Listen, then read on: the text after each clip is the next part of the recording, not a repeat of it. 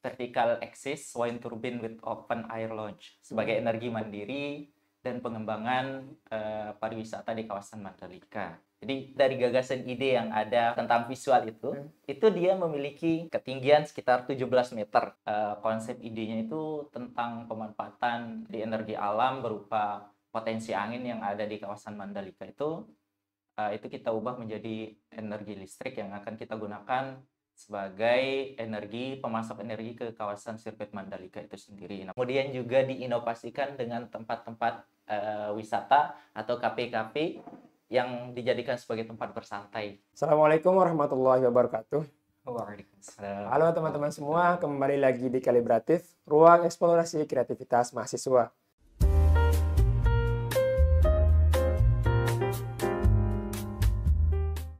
Di episode kali ini kita akan membahas sebuah gagasan yang sangat menarik, yaitu di bidang pembangkit listrik.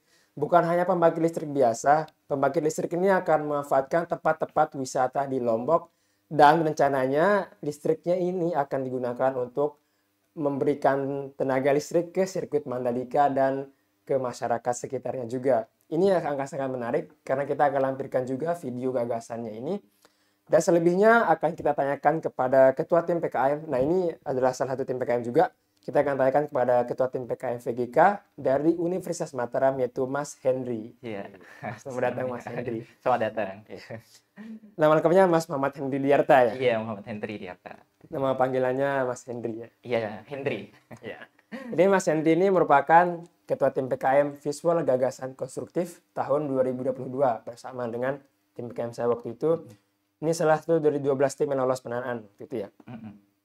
Dan ini gagasannya itu sangat-sangat menarik karena waktu itu kita pasti menonton video itu akan kayak gini. Wah, kan nonton karena desainnya, idenya itu sangat luar biasa. Yes. Mungkin Mas Henry bisa dijelaskan secara singkat dulu gambaran tentang inovasinya ini. Baik, terima kasih sebelumnya karena sudah mengundang saya untuk di podcastnya gitu ya. Jadi terkait dengan gagasan ide tentang visual ya, namanya itu vertical axis wind turbine with open air launch sebagai energi mandiri dan pengembangan pariwisata di kawasan Mandalika. Jadi konsep idenya itu tentang pemanfaatan energi listrik begitu. Jadi energi alam berupa potensi angin yang ada di kawasan Mandalika itu kita ubah menjadi energi listrik yang akan kita gunakan sebagai pemasok energi ke kawasan sirkuit Mandalika itu sendiri. Namun terkait dengan itu juga kan, kalau pembangkit listrik aja mungkin sudah banyak seperti itu, tapi inovasinya dengan mengembangkan kawasan pariwisata di situ itu masih sangat jarang dilakukan. Makanya visual ini memberikan konsep tentang pembangkit listrik yang bertenagakan air, kemudian juga diinovasikan dengan tempat-tempat wisata atau kafe-kafe yang dijadikan sebagai tempat bersantai di situ. Luar biasa. Teman-teman yang sudah nonton videonya nanti kita lampirkan pasti akan kebayang ini. Ini tempatnya itu adalah di bukit-bukit ya? Iya, di bukit-bukit. Bukit-bukit di sekitar Mandalika itu. Bukit mana aja tuh? Ya.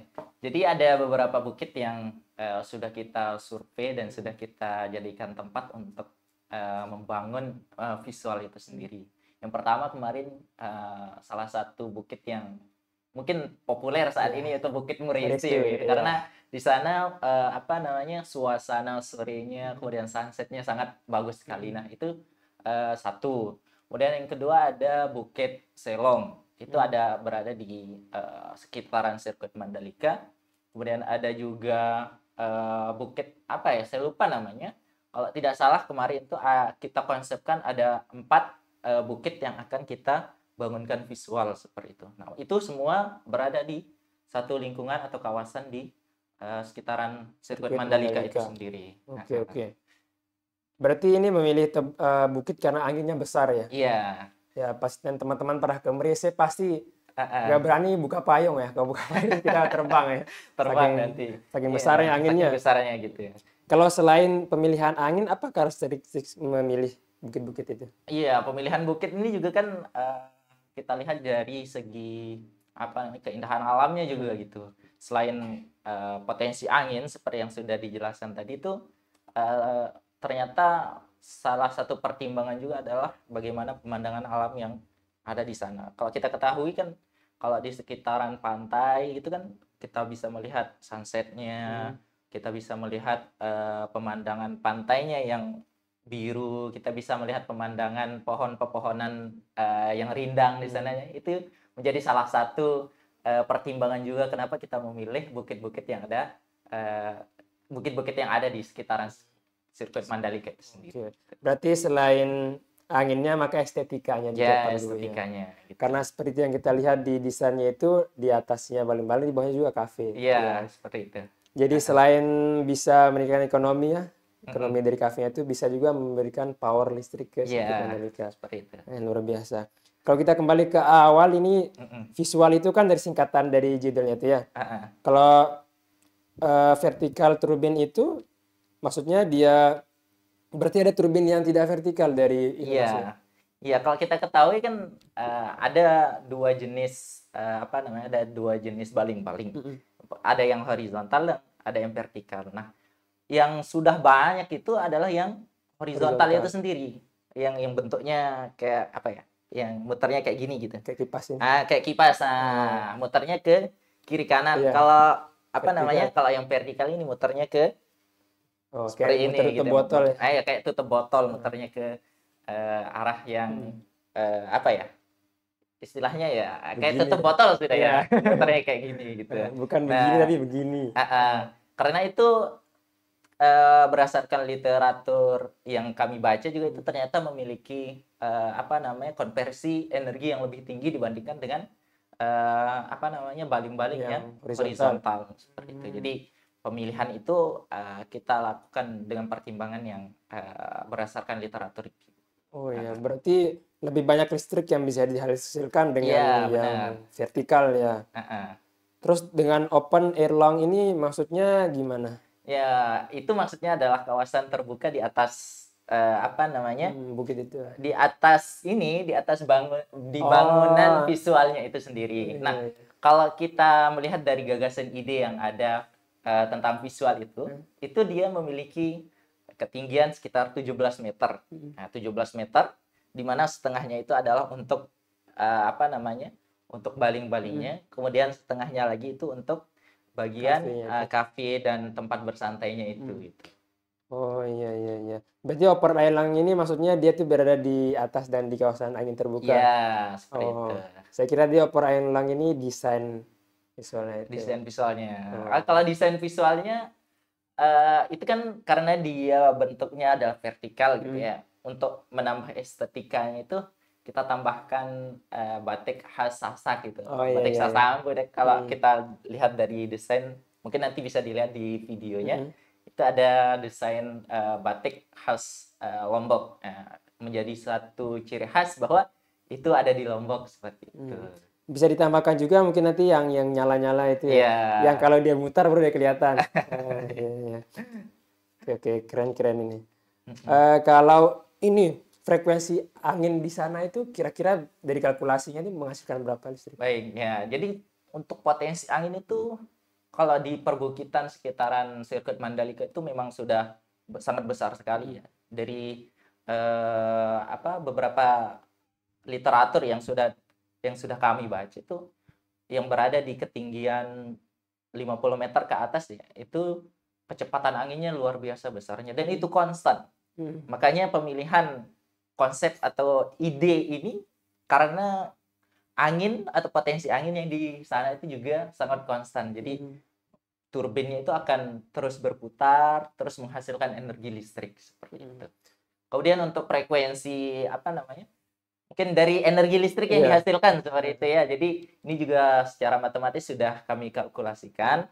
Itu satu turbin itu atau satu bangunan visual itu bisa menghasilkan kurang lebih 8 megavolt ampere seperti itu. Jadi itu sangat luar biasa besar sekali yang sekiranya bisa direalisasikan ke dalam bentuk bangunan itu akan sangat membantu sekali, terutama pemasokan listrik ke kawasan sirkuit Mandalika. Kemudian juga dari segi pariwisata itu menjadi salah satu ikon penarik perhatian pengunjung baik dari lokal nasional pun mancanegara. Itu akan ikonik banget ya kalau Iya. benar direalisasikan. Terus tadi listriknya itu akan dialirkan via kabel berarti ke sana. Iya. Mm-mm. Kalau ini pembuatan videonya itu gimana, prosesnya panjang Oh kayaknya. iya, kalau untuk pembuatan videonya ya, karena ini memang salah satu program kreativitas mahasiswa bidang video Gagasan konstruktif. gagasan konstruktif ya, salah satu laranya adalah video itu Iya, sendiri. iya. Jadi tahap-tahap pembuatan video animasinya itu melalui tahap-tahap yang luar biasa seperti itu. Mulai dari penyusunan apa namanya? Penyusunan langkah-langkah yang harus kita lakukan seperti pengambilan video, pengambilan gambar, pengambilan video di tempat ini, pengambilan video di tempat yang lain. Jadi itu memerlukan suatu effort atau usaha yang luar biasa besar begitu. Nah, salah satu tempat pengambilan video kemarin itu di sini, di sirkuit Mandalika itu sendiri. Nah, itu kemarin kita menggunakan menggunakan drone yang kita sewa. Ya alhamdulillah melalui program kreativitas mahasiswa itu kita bisa masuk ke sirkuit Mandalika secara gratis begitu. Oh, bisa gratis masuk Oh, gratis masuk di sana. Bahkan dikawal langsung sama satpam pengelola di kawasan sirkuit Mandalika itu sendiri. Dibawa pakai pick up keliling, bisa Foto-foto lah ya. berjalan di pedok yang ada di sirkuit Mandalika, berjalan-jalan di sana. Ternyata salah satu benefit ikut PKM itu ya bisa mengunjungi tempat-tempat yang kita inginkan baik secara gratis seperti itu. Kemudian lanjut lagi setelah pengambilan video itu juga ternyata ada tahap tahap editing, tahap animasi terlebih dahulu. Itu diawali dari proses 3D modeling.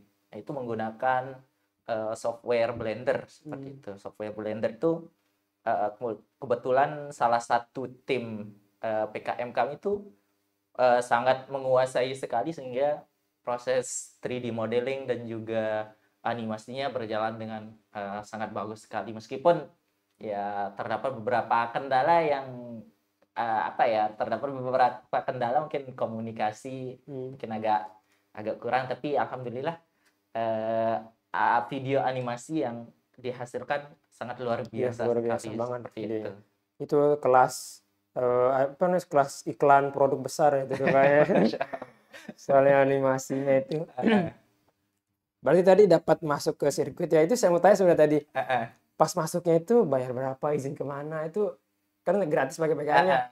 Yang diajukan ke perizinan itu apanya? Iya, jadi yang sangat diperlukan itu cuma satu aja, surat rekomendasi dari perguruan tinggi itu sendiri. Jadi kita akan melaksanakan kegiatan program kreativitas mahasiswa yang merupakan program dari Kemendikbuddikti kan. Nah, jadi itu yang kita bawa, kita serahkan ke pengelola sirkuit Mandalika. Setelah kita tunjukkan ya tinggal kita konfirmasi hari apa mau ke sana. Jadi langsung sudah ke sana.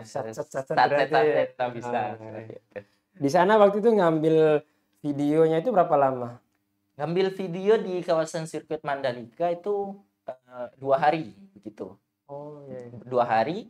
Yang pertama itu di kawasan perbukitannya dulu. Di kawasan perbukitannya termasuk di pantai Pantai Anya itu, yang di Tanjung Anya itu. Itu kita ngambil videonya di sana itu di hari pertama. Kemudian di hari keduanya itu kita fokuskan di sirkuit Mandalika itu sendiri. Pengambilan gambar melalui drone, kemudian menggunakan kamera, HP dan lain sebagainya itu kita fokuskan di sirkuit Mandalika pada hari keduanya. Seperti itu. Berarti kalau dari keseluruhan video yang dibutuhkan ini ngambilnya hanya 2 hari itu? Iya, hanya 2 hari. Berarti yang lama itu 3D modelingnya ya? Nah, yang lama itu adalah 3D modeling sama di animasinya itu. Karena memang kita membuatnya itu per item seperti itu. Belum lagi rangka visualnya, belum lagi rangka bangunan kafenya, belum lagi rangka bangunan sirkuit Mandalikanya. Karena memang kawasan sirkuit Mandalikanya itu sudah ada, tapi kita membuatnya lagi ke dalam bentuk animasi. Persis seperti sirkuit Mandalikanya yang asli. Oh, gitu. Jadi untuk lebih jelasnya mungkin nanti itu ada ditampilkan di videonya, itu akan kelihatan sirkuit Mandalikanya yang dibuat dalam bentuk animasi, kemudian bentuk visualnya yang ada di perbukitan-perbukitan itu juga. Nama animatornya siapa, yang mana nih di tim? Oke, animatornya ini ada salah satu mahasiswa dari FMIPA begitu ya. Kakak kelas saya seperti itu ya, tapi dalam fakultas yang berbeda. Namanya adalah Dani Sirojul Munir seperti itu ya. Memang beliau merupakan salah satu mahasiswa yang berprestasi juga. Kemudian salah satu mahasiswa yang sangat religius juga, karena beliau juga merupakan salah satu salah satu ketua di LDF begitu ya, di FMIPA begitu, di SKIA Tafakur. Jadi beliau sangat luar biasa sekali. Kemudian juga waktu itu pernah ke rumahnya, banyak sekali piagam-piagam penghargaan tentang poster dan desain-desain lainnya seperti itu. Jadi memang Dani Sirojul Munir ini salah satu tim kami ini Luar biasa. Orangnya luar biasa sekali seperti itu. Insyaallah. Semoga Mas Dani juga menonton ini. Iya. Nanti di share.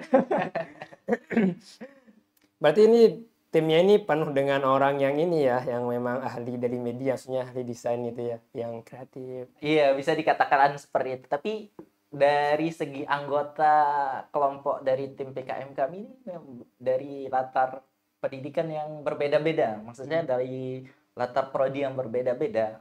Bisa kita katakan semuanya ini memiliki prodi yang berbeda. Saya Hendri dari pendidikan fisika. Kemudian satu lagi ada namanya Iwan Susilowati, dia dari pendidikan bahasa Indonesia. Kemudian Dian Endang Lestari, ini dia dari pendidikan matematika.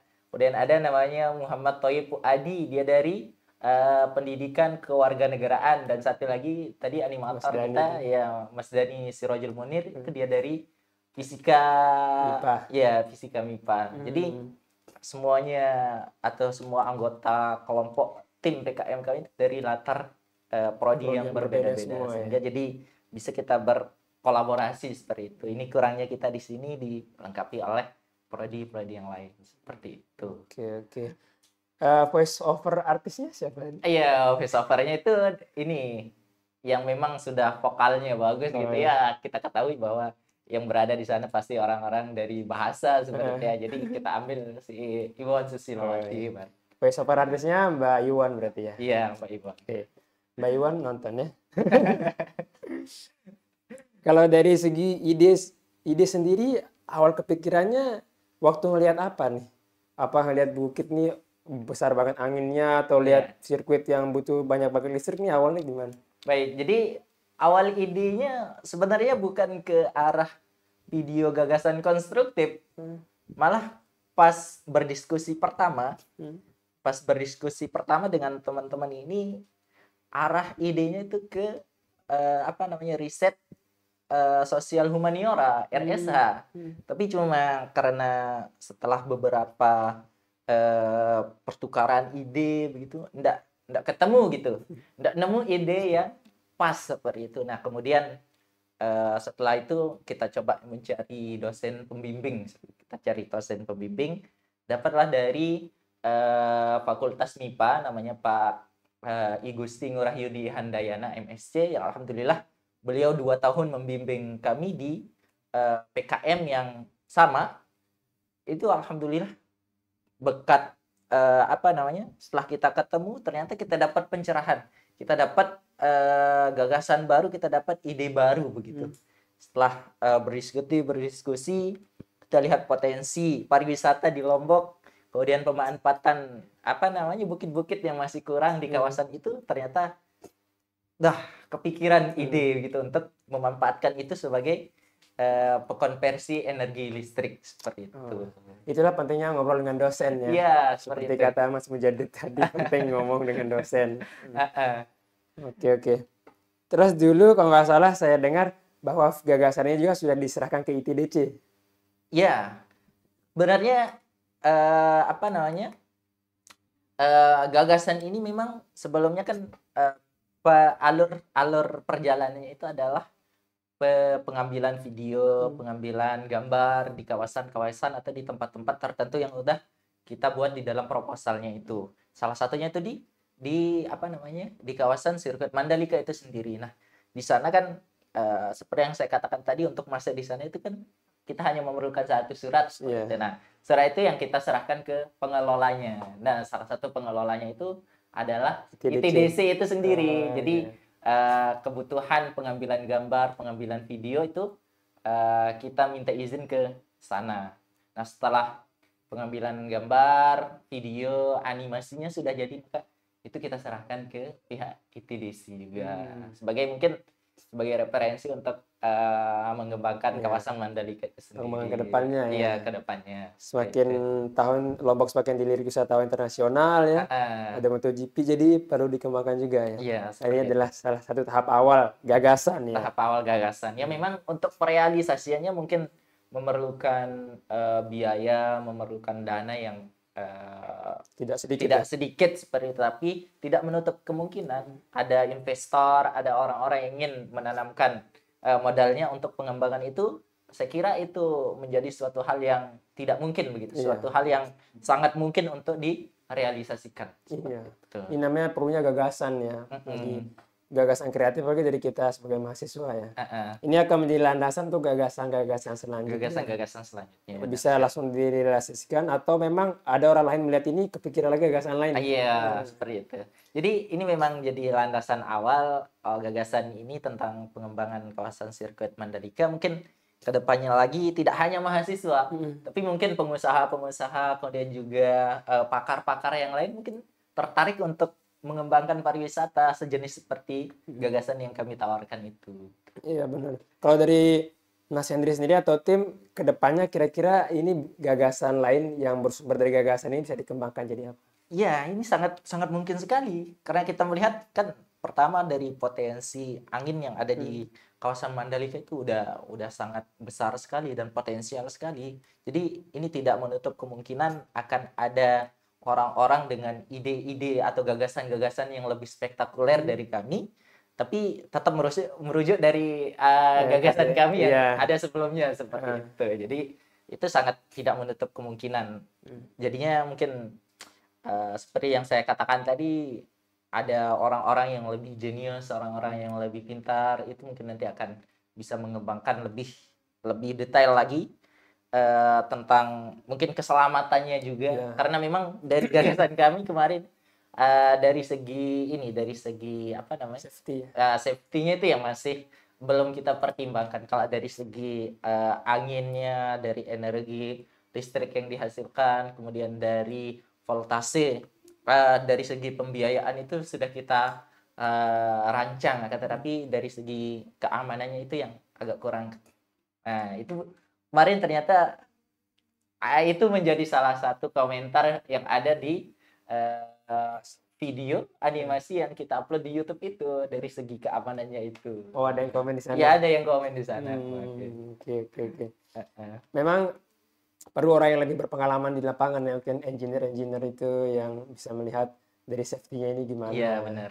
Tapi ini bukan berarti tidak bisa dibuat sama sekali, pasti ada solusi. Iya, sangat potensial sekali. Iya, benar. Saya juga setelah melihat video ini baru kepikiran, oh iya ya, angin yang bikin kita hampir terbang di Bukit Meresi itu bisa dimanfaatkan ya. Benar. Bukan hanya pemandangan, bisa banget dimanfaatkan itu. Sebenarnya soalnya waktu itu saya dan teman-teman pernah hampir terbang beneran. Ada angin besar, ada yang lupa dia gini karpetnya, ada yang tuh hampir terbang. Oh iya. Jadi luar biasa nih izin sirkuit. Kalau fotografer dan berarti semua dari tim itu ya, yang disewa hanya alat aja. Iya, semua fotografer, 3D modeling dan juga animasinya itu dari tim PKM itu sendiri. Cuma ada beberapa alat ya dari drone itu kita sewa jasa kemarin dari drone-nya itu sendiri. Tapi cuma untuk penentuan arah pengambilan videonya tetap kita kontrol bersama dengan orang yang mengendalikan drone-nya itu sendiri. Berarti sewa dulu sama orang yang mengendalikan ya. Kalau kita kendali nanti rusak ya, perlu ganti. Iya, benar. Juga kemarin tuh salah satu kendalanya itu adalah ini, anginnya besar kan. Jadi drone-nya itu agak turbulensi gitu, agak bergetar. Jadi kualitas videonya mungkin ada beberapa bagian yang memang agak tidak stabil seperti itu. Itu menunjukkan besar Iya, anginnya di anginnya sana besar. ya. Drone saja kewalahan ya. Benar. Di sana juga tempat para layang kan? Para layang, benar-benar. Para layang itu eh, di daerah agak ke barat lagi gitu, namanya di Pantai Lancing namanya, di sekitaran sana. Tapi tetap dia anginnya itu membawa orang-orang yang melakukan aktivitas olahraga para layang itu sangat sangat seru sekali seperti itu. Iya. Lagi di sana overall di sana ada pembangkit listrik, di Pembangkit sana ada listrik, kafe, ada kita bisa kafe. duduk melihat pemandangan ya. Iya. Luar biasa, luar biasa. Hambatannya tadi berarti terbesar itu ya waktu drone Iya. atau ada hambatan dari segi tim yang lain? Kalau dari segi tim mungkin ya apa ya? Kalau selama menjalankan kegiatan program kreativitas mahasiswa ini kendala-kendala besar sih tidak ada seperti itu. Tidak ada, kemudian ya kita happy aja menjalankannya seperti itu. Karena memang ini adalah tupoksi kita sudah rencanakan perjalanan kegiatan ini seperti ini, mari kita laksanakan secara sama-sama. Jadi mindset kita berpikir itu ya kita mulai sama-sama, kita selesaikan sama-sama. Dan bahkan ya, teman-teman dari PKM VGK saya ini sekarang ada yang sudah ikut profesi guru atau PPG, ada yang S2 di Malang, ada yang S2 di UPI gitu. Ada juga yang baru lulus. Masya Allah. Ketinggalan sama teman-teman yang lain saat ini. Tidak apa-apa. Kita tidak sedang balapan. Iya, benar-benar. Berarti timnya tim yang termasuk solid ya? Iya, alhamdulillah termasuk tim yang solid. Itulah pentingnya kita memilih tim yang solid ya. Karena kalau nggak solid mungkin nggak jadi PKM-nya. Iya, benar. Karena susah banget kan? Kalau kita kerja sendiri-sendiri ya nggak bisa, nggak bakalan jadi. Kalau kita mementingkan ego kita aja tanpa mementingkan teman-teman kita yang lain ya tidak selesai kegiatan PKM-nya seperti itu. Oke. Kini dari sisi ide-nya sudah cukup jelas ya, kita ke pertanyaan yang agak-agak santai. Seperti tadi, apa quote favorit dalam menjalani kehidupan kuliah? Quotes favorit ya secara ini sih tidak terlalu ada gitu, tapi ada salah satu pegangan saya itu salah satu hadis dari Rasulullah gitu yang mengatakan kun aliman au muta'alliman au mustami'an au muhibban wala takun khamisah gitu. Jadilah orang yang berilmu atau jadilah orang yang memiliki ilmu atau orang yang mengajarkan ilmu atau orang yang mendengarkan ilmu atau orang yang mencintai ilmu, dan janganlah jadi orang yang kelima itu. Orang yang kelima itu adalah orang yang di luar dari yang 3-4 tadi itu. Jadi itu yang menjadi pegangan saya untuk terus belajar, terus mencari ilmu, terus mengamalkan ilmu, mendengarkan ilmu ya. Mendengarkan ilmu tidak hanya melalui tatap muka, tapi juga bisa melalui media-media seperti itu. Yang penting kita belajar ya. Yang penting kita belajar. Terus belajar, jangan merasa sudah puas, sudah cukup belajarnya. Gitu. Benar. Kita harus berusaha menjadi salah satu dari keempat itu. Salah satu dari keempat itu. Kalau bisa semuanya keempat-empatnya harus kita jadikan. Kita udah berilmu, kita udah ngajarkan, kita dengarkan ilmu, kemudian kita mencintai ilmu. Seperti itu. Luar biasa. Ini salah satu pegangan yang luar biasa ini. Kalau dari sisi perkembangan diri yang dirasakan sebelum sama sesudah melaksanakan PKM ini gimana? Wah, sangat jauh sekali. Kalau kita sebelum mengikuti kegiatan PKM ya mungkin kita jadi mahasiswa yang biasa-biasa aja, pulang pergi ke kampus kuliah, setelah kuliah kemudian pulang lagi, ya istilahnya mahasiswa kupu-kupu seperti itu ya. Tapi setelah mengikuti kegiatan kegiatan PKM ini ternyata seperti mahasiswa itu harus seperti ini gitu, harus memberikan ide, memberikan gagasan, memberikan kontribusi, memberikan ide, gagasan, pikiran, tenaga, pembiayaan itu ternyata itu sangat kita butuhkan. Nah, jadi setelah mengikuti program kreativitas mahasiswa itu mindset tentang dunia perkuliahan itu tidak sangat berkembang seperti kemudian perlunya relasi gitu, perlunya dukungan orang-orang itu sangat sangat kita butuhkan untuk pengembangan diri seperti itu. Itu luar biasa. Ini motivasi juga buat teman-teman yang mau ikut PKM atau kegiatan mahasiswa lainnya. Yang jelas kita harus tetap berkarya, membuat pikiran kita itu terlatih. Iya. Jangan seperti sampai itu, betul. stagnan, diem aja ya. Oke. Iya. Kalau saran buat teman-teman yang mau melakukan PKM VGK juga, atau Iya, PKM secara umum. iya. Secara umum ya pesan buat mahasiswa ya baik yang ada di Universitas Mataram maupun di universitas lain yang ada di Indonesia. Jadi program kreativitas mahasiswa ini merupakan salah satu program yang sangat luar biasa sekali gitu. Bukan hanya bermanfaat untuk diri kita, tetapi juga untuk program studi dan juga universitas kita sendiri. Kemudian untuk diri sendiri itu akan melatih kita untuk berpikir kritis seperti itu. Karena kita bisa melaksanakan kegiatan PKM kita itu melalui metode yang sistematis, metode ilmiah seperti mulai dari merencanakan, mulai dari hipotesisnya, mulai dari perencanaannya, kemudian pelaksanaannya, tahap akhirnya itu sampai ke ranah kesimpulan itu benar-benar dilatih melalui kegiatan kreativitas mahasiswa ini seperti itu. Kemudian juga dari ranah program studi ya seperti yang kita ketahui sekarang ini ada namanya IQ gitu sebagai indikator kualitas program studi kita gitu. Itu akan menjadi daya tambah untuk program studi kita. Kemudian begitupun untuk universitas kita seperti itu. Nah, saran saya kepada ini mahasiswa sekali lagi kita jangan hanya menjadi mahasiswa kupu-kupu, tapi mari kita bereksplorasi, mari kita keluar dari zona nyaman kita untuk bisa berkembang dan mencapai apa yang kita inginkan, apa yang kita cita-cita. Luar biasa, tepuk tangan dulu teman-teman. Luar biasa nih pesan dan kisah karyanya teman-teman. Jadi sudah cukup jelas tadi ya, bagaimana karya ini, proses pembuatannya, tantangannya, kemudian saran-saran dari Mas Henry. Dan sudah cukup sekian dari pemaparan episode ini. Semoga semua yang disampaikan tadi bisa kita ambil pelajarannya. Semoga bisa memotivasi teman-teman atau memunculkan gagasan-gagasan baru. Saya Rizky pamit undur diri. Assalamualaikum warahmatullahi wabarakatuh. Waalaikumsalam warahmatullahi wabarakatuh. Biasa. Thank you deh. Terima kasih, Bang.